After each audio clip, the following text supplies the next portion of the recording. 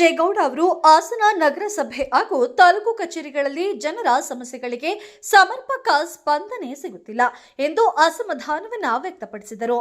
ವಾರಕ್ಕೆ ಒಂದು ದಿನವಾದರೂ ಕೂಡ ಸ್ವರೂಪ್ ಸಾರ್ವಜನಿಕರ ಅಹವಾಲುಗಳನ್ನು ಆಲಿಸಬೇಕು ಎಂದು ಒತ್ತಾಯಿಸಿದರು. ಜನಪ್ರತಿನಿಧಿಗಳು ಸ್ಪಂದಿಸದೇ ಇದ್ದರೆ ತಾವೇ ತಾಲೂಕು ಕಚೇರಿಯಲ್ಲಿ ಜನರ ಸಮಸ್ಯೆಗಳನ್ನು ಆಲಿಸಿ ಪರಿಹಾರಕ್ಕೆ ಮುಂದಾಗುವುದಾಗಿ ಹೇಳಿದ್ದಾರೆ. ತಮ್ಮ ಶಾಸಕತ್ವದ ಅವಧಿಯಲ್ಲಿ ಕೆಲಸಗಳಿಗೆ ತ್ವರಿತ ನಿರ್ಧಾರವನ್ನು ಕೈಗೊಳ್ಳಲಾಗುತ್ತಿತ್ತು ಎಂದು ಹೇಳಿದ ಅವರು, ಪ್ರಸ್ತುತ ಆಡಳಿತದಲ್ಲಿ ಸಾರ್ವಜನಿಕ ಸಮಸ್ಯೆಗಳ ಪರಿಹಾರ ವಿಳಂಬವಾಗುತ್ತಿದೆ ಎಂದು ಟೀಕಿಸಿದರು. ಆಗಲ್ಲ ಅಂದ್ರೆ ಅದಕ್ಕೆ ಬೇರೆ ಪರಿಹಾರನಾದ್ರೂ ಕಂಡಿಡ್ಕೊಳ್ತಾರೆ. ಇಲ್ಲಿ ಯಾರು ಹೇಳೋರಿಲ್ಲ ಕೇಳೋರಿಲ್ಲ ಅನ್ನೋ ಪರಿಸ್ಥಿತಿ ಆಗಿದ್ಯಾ ಅಂತ ಹೇಳಿ ಜನಸಾಮಾನ್ಯರು ಪ್ರಶ್ನೆ ಮಾಡ್ತಿದ್ದಾರೆ. ಅಕೌಂಟಬಿಲಿಟಿ ಇಲ್ಲ. ಇವತ್ತು ಸಂಜೆ ಒಳಗೆ ನಮ್ಗೆ ಯಾವ್ದೋ ಯುಜಿಡಿ ಸಮಸ್ಯೆ ಇದೆ ಅಂತ ಹೇಳಿದ್ರೆ ನಮ್ಮ ಸಂದರ್ಭದಲ್ಲಿ ಹೇಳಿದ್ರೆ ರಾತ್ರಿ 1 ಗಂಟೆ ಆಗಲಿ ಆ ಕೆಲಸ ಕಂಪ್ಲೀಟ್ ಆಗ್ತಿತ್ತು. ಇವತ್ತು ನಾವು ಅದನ್ನ ಕಾಣ್ತಾ ಇದೀವ. ಅದ್ರ ಬಗ್ಗೆ ನಾನು ಬೆಳಕಿಲ್ಲ. ಹೇಳಿದ್ರು ಒಂದ್ ದಿನದಲ್ಲಿ ಆಗ್ಬೇಕು ಅಂದ್ರೆ ಮಾರನೇ ದಿನ ಹೋಗಿ ಕೇಳ್ಬೇಕಲ್ಲ. ಸರ್, ಈಗ ರೇವಣ್ಣ ಅವರು ಕೂಡ ಮೊನ್ನೆ ಡಿಸಿ ಮೇಲೆ ಅಲಿಗೇಷನ್ ಮಾಡಿದ್ದಾರೆ. ಸರಿಯಾಗಿ ಕೆಲಸ ಮಾಡಲ್ಲ, ಅಲ್ಲಿ ಇಲ್ಲಿ ಹೋಗ್ತಾರೆ ಅಂತ ಹೇಳಿ ಅದನ್ನ ಅನುಮೋದಿಸ್ತೀರಾ ಅಥವಾ ಅದ್ರ ಬಗ್ಗೆ ನಿಮ್ಗೆ ಏನ್ ಮಾಹಿತಿ ಇದೆ?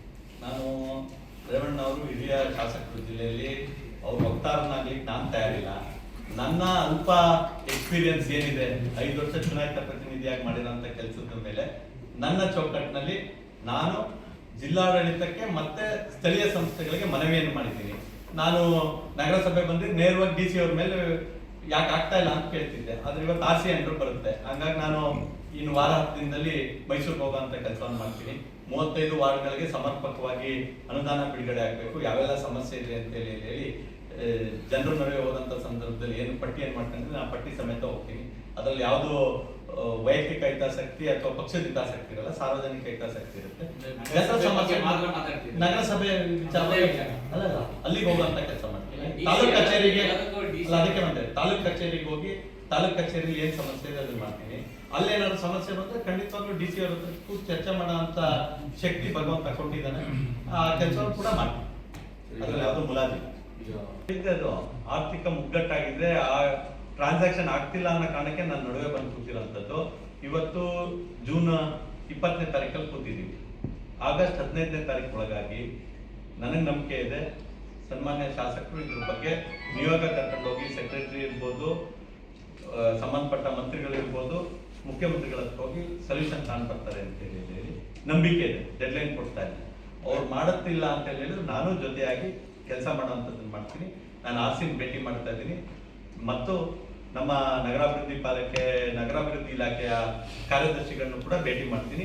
ಇದಕ್ಕೊಂದು ಲಾಜಿಕಲ್ ಎಂಡು ಅಂದ್ರೆ ಕ್ಲಾರಿಟಿ ಬಂದು ನಾನು ಇದೇ ಪ್ರೆಸ್ ಮೀಟ್ ನಿಮ್ಮ ಜೊತೆ ಕೂತು ಏನ್ ಅಂತಿಮವಾಗಿ ಸರ್ಕಾರದ ತೀರ್ಮಾನ, ಇಷ್ಟಕ್ಕೆ ಈ ನಿಯಮ ಇದೆ, ಇದನ್ನ ಪಾಲಿಸ್ಕೊಂಡು ಹೋಗುವಂಥದ್ದು ಅನಿವಾರ್ಯ, ಯಾರು ಮನೆ ಕಟ್ಟಬೇಕು ಅಂತಿದ್ರೆ ಈ ಒಂದು ಮಾನದಂಡದಲ್ಲಿ ಕಟ್ಟುವಂಥದ್ದು ಅನಿವಾರ್ಯ ಇದೆ ಅನ್ನೋ ಕ್ಲಾರಿಟಿನಾದ್ರೂ ಕೊಟ್ಟು ಅವರ ತೀರ್ಮಾನಕ್ಕೆ ಬರೋ ರೀತಿಯಲ್ಲಿ ಮಾಡ್ತೀನಿ. ಇವಾಗ ಏನ್ ಕೇಳಿದ್ರೆ ಇನ್ನೊಂದು ತಿಂಗಳಲ್ಲಿ ಮಾಡಿಸ್ತೀನಿ ಅಂತ ಹೇಳಿ ಸ್ಥಳೀಯ ಜನಪ್ರತಿನಿಧಿ ಹೇಳಿದ್ರು.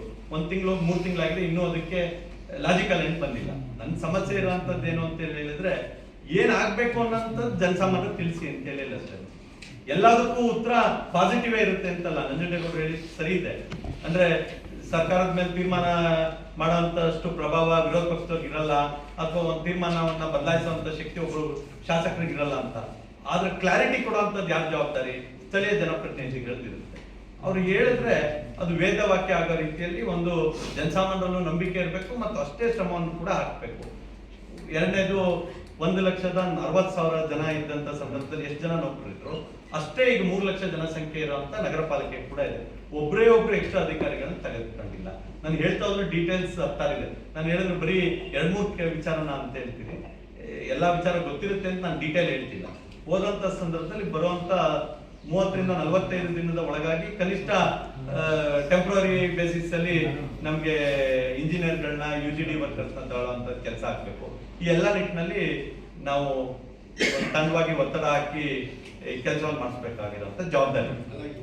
ಏನು ಕ್ರಿಕೆಟ್ ಆಡ್ತಿರ್ತಾರೆ, ಪ್ರಾಕ್ಟೀಸ್ ಟೈಮಲ್ಲಿ ಫುಟ್ಬಾಲ್ ಆಡ್ತಾ ಇರ್ತಾರೆ, ಗೋಲು ಹೊಡಿತಾರೆ. ಆ ತರ ಆಲ್ರೌಂಡರ್ ಅಂತ ಹೇಳಿ ಜನರ ಅಪೇಕ್ಷೆ ಇದೆ. ನೋಡೋಣ ಏನೇನು ಈ ಅಧಿಕಾರಿಗಳು ಕೇಳಂಗಿದ್ರೆ ಇದಕ್ಕೆ ತಾರ್ಕಿಕ ಅಂತ್ಯ ಕೊಡ್ತಿದ್ದೆ, ಪರಿಹಾರ ಅಂತ ಹೇಳ್ತಿಲ್ಲ. ಅಂತ್ಯಕ್ಕೂ ಪರಿಹಾರಕ್ಕೂ ಡಿಫ್ರೆನ್ಸ್ ಇದೆ. ಇಲ್ಲ 20-30 ಸೈಟ್ ಕೊಡಂಗಿಲ್ಲ, ಅಥವಾ 30-40 ಸೈಟಿಗೆ 2 ಅಡಿ 3 ಅಡಿ ಫೈನಲ್ ನಾಮ್ಸ್ ಮಾಡಿ ಇಷ್ಟಲ್ಲಿ ಕಟ್ಟಬೇಕು, ಅದಕ್ಕೆ ಓಸಿ ಸಿಗ್ಬೇಕು ಅಂದ್ರೆ ಇಷ್ಟು ನಿಮ್ಗೆ ಲೋನು ಇಲ್ಲ ಅಂತ ಹೇಳಿದ್ರೆ ಪವರಿಗೆ ನೀವು 1 ಅಡಿ ಕಟ್ಕೊಂಡ್ರು ನಿಮಗೆ CC ಸಿಗೋದಿಲ್ಲ, ಆದ್ರೆ ಓಸಿ ಸಿಗೋದಿಲ್ಲ.